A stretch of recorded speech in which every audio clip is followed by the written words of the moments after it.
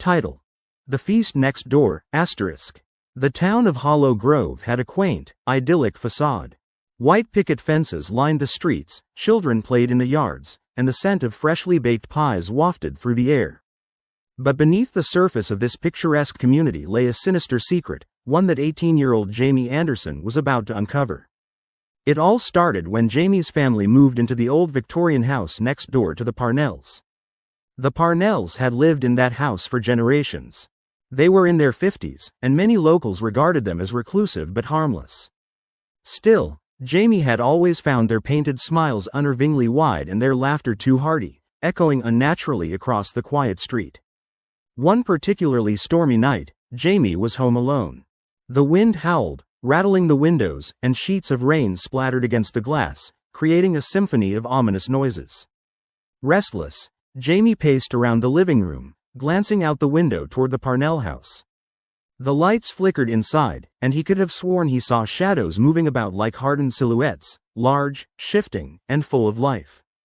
Feeling a mix of curiosity and unease, Jamie decided to investigate.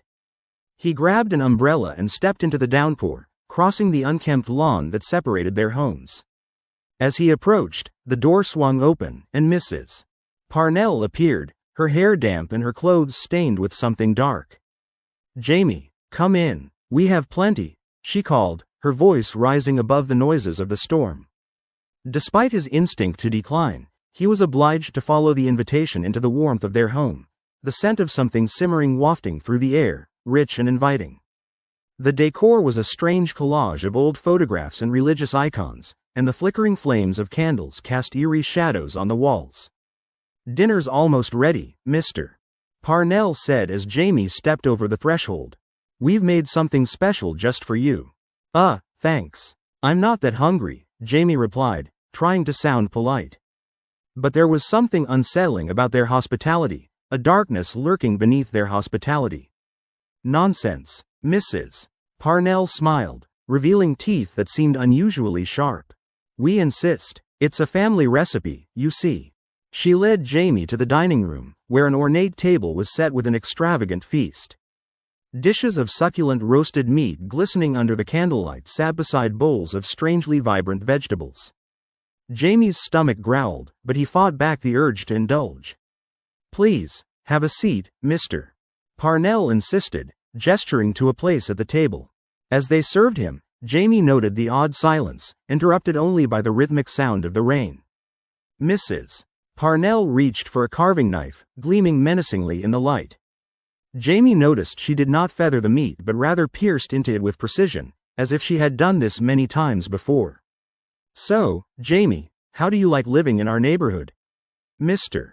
Parnell asked, a paranoid edge creeping into his voice. "It's nice," Jamie said, glancing around the table. Suddenly, the air grew heavy, thick with a sense of impending doom. Then Jamie recalled what he had overheard from the townsfolk, the hushed whispers about the Parnells, their bitter, isolated lifestyle, and the rumors of people who had mysteriously come up missing over the decades. A sensation of horror crept up his spine.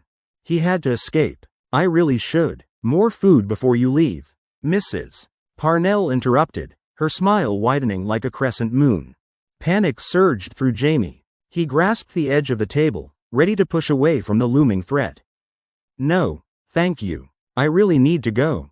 "Where are your manners?" Mr. Parnell growled, a flicker of rage reflecting in his eyes. Before Jamie could move, the door burst open, revealing a stranger soaked to the bone. It was Kyle, Jamie's friend from school, looking frantic, like he had just escaped hell itself. "I've been looking for you," he shouted. "People are going missing in Hollow Grove. The cops found something terrible up at the old quarry."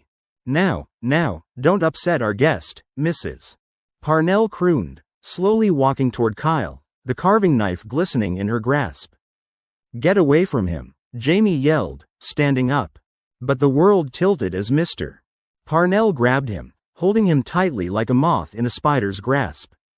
Kyle stumbled back, his eyes wide with fear. "Run, Jamie, run," he shouted, the warning igniting the fire of Jamie's desperation. In that moment, without thinking, Jamie wrenched free from Mr.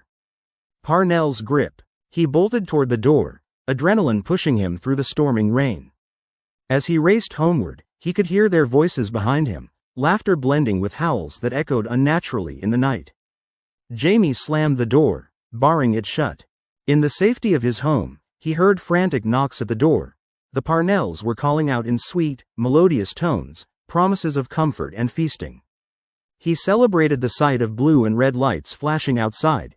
It was the police, finally answering the cries of a town held captive by monstrous secrets.